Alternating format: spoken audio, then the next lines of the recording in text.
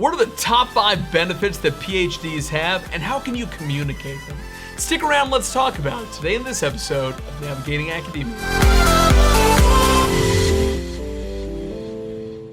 What's up, Navigating Academia family? This is your buddy and personal academic mentor, Dr. J. Phoenix Singh. It's a pleasure to be here with you as always. If you want to check out my website, you can make sure to go check out down here, which is gradschoolapplicationcoach.com. If you want to become a PhD or any other kind of doctorate, or to be able to get a master's yourself.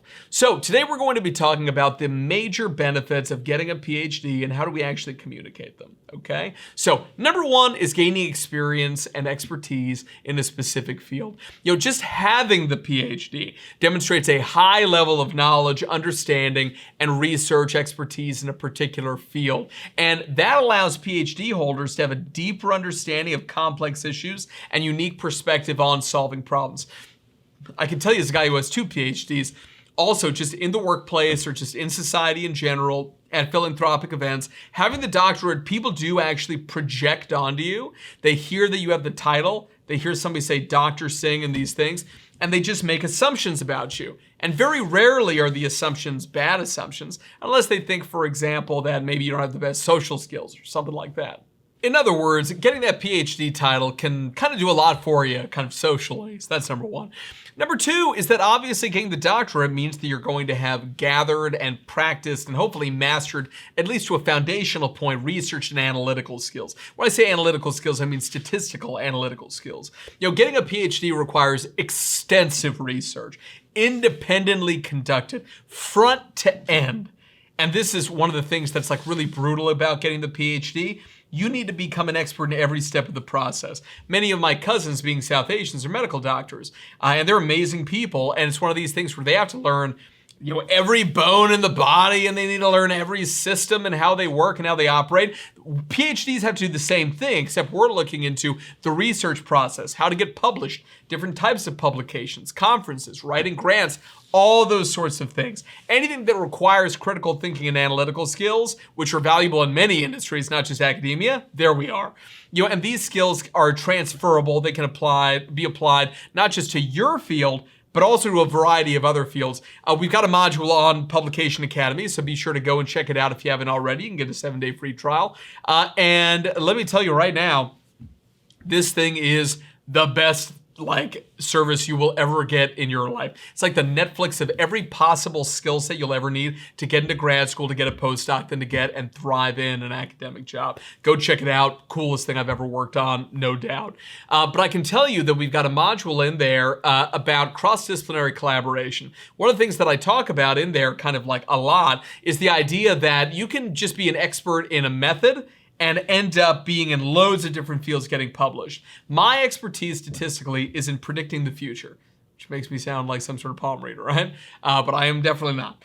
So things like positive predictive values and areas under the curve and sensitivity and specificity, all these things, right? And using those same statistics, I've gotten publications in loads of fields ranging from behavioral genetics to renal atherosclerosis, which I still can't properly pronounce, you name it. All because the stats are the same, because they're trying to predict a dichotomous outcome of 0 or 1 in the research studies that I've been working on, and that is exactly what my field does as well. Violent or not violent. Same sort of a concept, okay? That's number 2.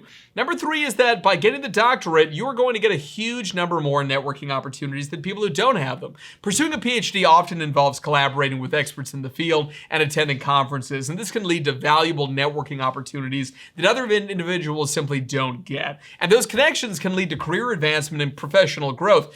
I used to literally sneak in to alumni events at conferences, right? Just to be able to get to know the head honchos who would be there. A lot of big name people in my field of forensic psychology went to a relatively small number of schools. And because of that, getting to know these different individuals was really, really hard to be able to do because they're so popular. Everybody was talking to them. But at these alumni events, it was super chill and you could just go up to folks and chat with them. Most of the time, they didn't even realize that I hadn't gone to Rutgers or whatever the school happened to be, to Fordham.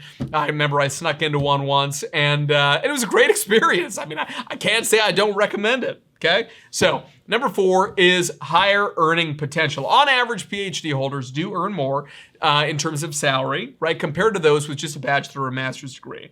And this is due to the advanced level of education and the increased demand for professionals with specialized skill sets. That said, there are useless doctorates and useless master's degrees galore. If you want to be an entrepreneur, you do not need an MBA. I don't have an MBA, and I've run multiple thriving 6- and 7-figure companies, okay?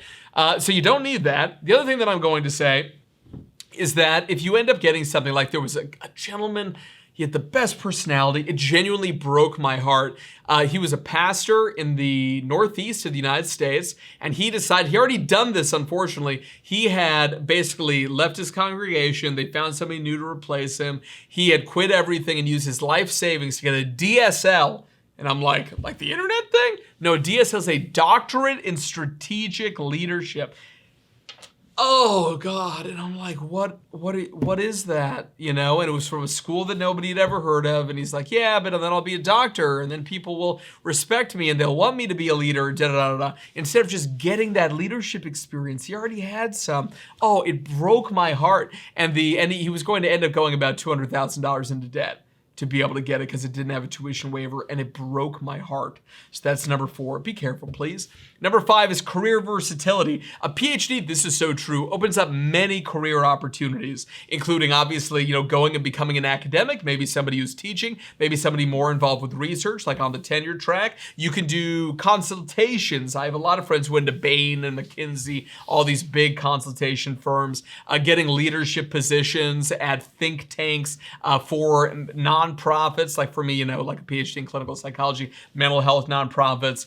Just with the skills and the knowledge that you've acquired during a PhD program, you as a graduate are going to be very well equipped to succeed in a variety of different industries. And to communicate these advantages that I've mentioned here, it's important to highlight the relevant skills and experiences gained through a PhD program and how they've been applied in the workplace. And highlighting specific examples of things like, problem solving, critical thinking, analytical skills used in your research, and maybe your clinical practice as well, depending on the field that you're in.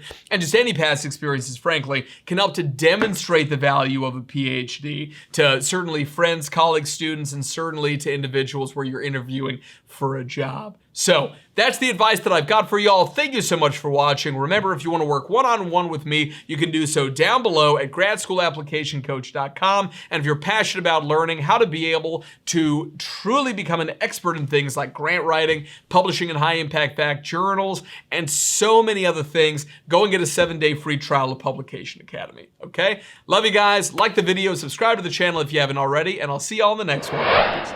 Thank you so much for stopping by, everyone. It's a pleasure to have you here as always.